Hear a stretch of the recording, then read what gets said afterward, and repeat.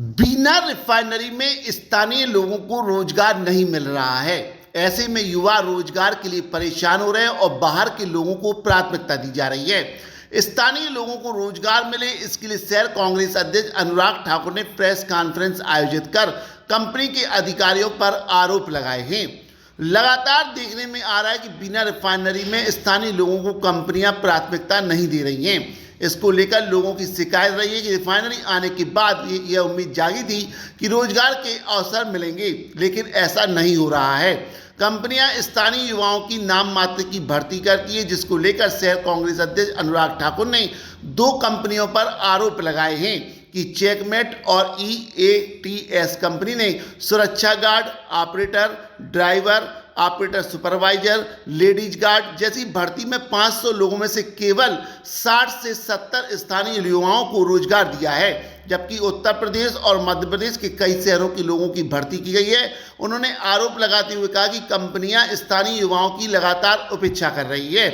आपके आसपास की हर वह छोटी और बड़ी खबर को जानने के लिए और सटीक खबर को देखने के लिए आपके और हमारे चैनल विचार मीडिया 24 को सब्सक्राइब करें और बेल आइकॉन का बटन दबाना ना भूलें।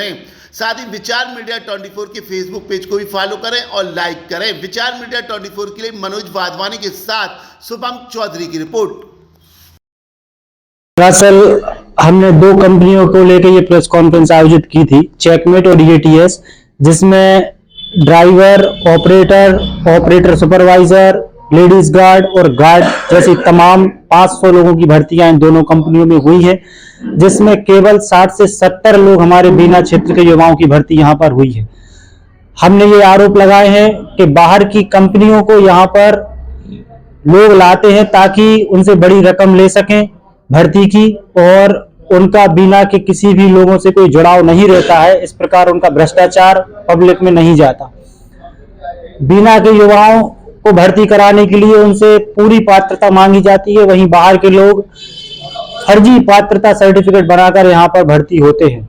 हमारी एक मांग ये भी थी कि 1 महीने के 30 दिन में से 4 दिन का अवकाश रिफाइनरी के द्वारा कर्मचारियों गार्ड को मिलता है और शेष 26 दिन में से 22 दिन की ड्यूटी कंपनियां गार्ड को दे रही हैं। तो जो 8 दिन की छुट्टी गार्डों को मिल रही है उसमें उनकी स्वतः कोई इच्छा नहीं है।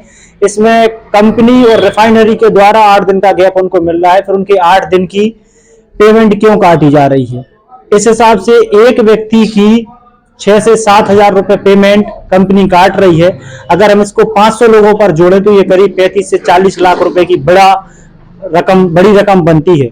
वहीं जो रिफाइनरी बैराक सुरक्षा कर्मियों का बना है, सभी गार्डों से हस्ताक्षर कराए गए हैं कि आप इस बैराक में रुकेंगे, पर बीना के युवा और बाहर से आए युवा यहाँ पर रुकते नहीं हैं, लेकिन उन सभी को इन बैराकों के लिए 1000 रुपए देने पड़ रहे हैं। इस हिसाब से करीब 3 से 4 लाख रुपए कंपनी उन गार्डों से कमा रही है। हमारी ये मांग है कि बीना के युवाओं का अधिकार बीना रिफाइनरी में पहला है। बाहर के लोगों से हमें कोई आपत्ति नहीं है, उन रोजगार वह भी कमाएं, परंतु जिन पोस्टों पर, जिन पदों पर हमारे बीना के युवा योग्य हैं, उनको वहां पर भर्ती दी जाए। शेष जो पद हैं जहां हमारे पास अयोग्य युवा हैं, वहां पे बाहर के लोग भी काम करें। आप भी हमारे देश के नागरिक हैं, प्रदेश के नागरिक हैं। दूसरी बात, केवल 15% लोग इन दोनों कंपनियों में लगे हैं बीना के। अगर हम आंकड़ा लगाएं तो केवल 15% लोग यहाँ पर कार्यरत हैं। और बड़े दुख की बात है कि बीना का कोई भी जनप्रतिनिधि, चाहे विधायक हो, सांसद हो, नगर पालिका अध्यक्ष हो या कोई भी सत्ता का नेता हो, वे आज तक युवाओं के अधिकारों के लिए रिफाइनरी के खिलाफ खड़ा नहीं हुआ।